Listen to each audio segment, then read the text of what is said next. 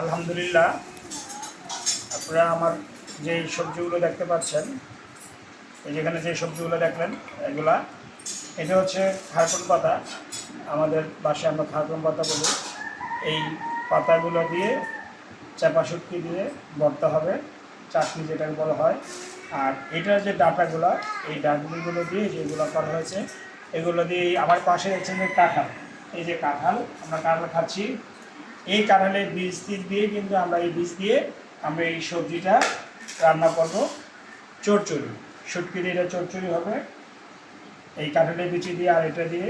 তার পাশে দেখতে পাচ্ছেন কিছু কচু, এই যে কালো কালো কচু দেখতে পাচ্ছেন, এটা দিয়ে আজকে ইলিশ মাছ রান্না করা হবে, এই কচু। তবে সবাই চিন্তা করতে পারেন যে একই দিনে দুই রকমের কচু রান্না হবে কিনা। আসলে একই দিনে দুই রকমের কচু রান্না হবে না, আমি রেডি করে রাখছি।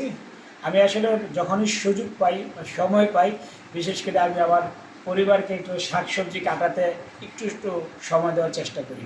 এটা আমার একটা ধরনের হবি। আমি প্রায় সময় বাজার থেকে শাক এনে আর নিজেই কেটে দিই। আর এগুলোতে আমাদের নিজেদের লাগানো কচু, গাছের কাঁঠাল, এই যে বাগান থেকে ওঠানো খারকুন পাতা, এই মোটামুটি আলহামদুলিল্লাহ এগুলো দিয়ে হয়ে যায় আমাদের পরিবার। ধন্যবাদ। আপনারাও চাইলে বাসায় আঙ্গিনা একটু একটু করে সবজি চাষ করে নিজেরা খেতে পারেন, পরিবারকে খাওয়াতে পারেন। আমাদের প্রাকৃতিকভাবে একদম ফ্রেশ যে খাবারটা সেটা খেতে পারেন। ধন্যবাদ সবাইকে।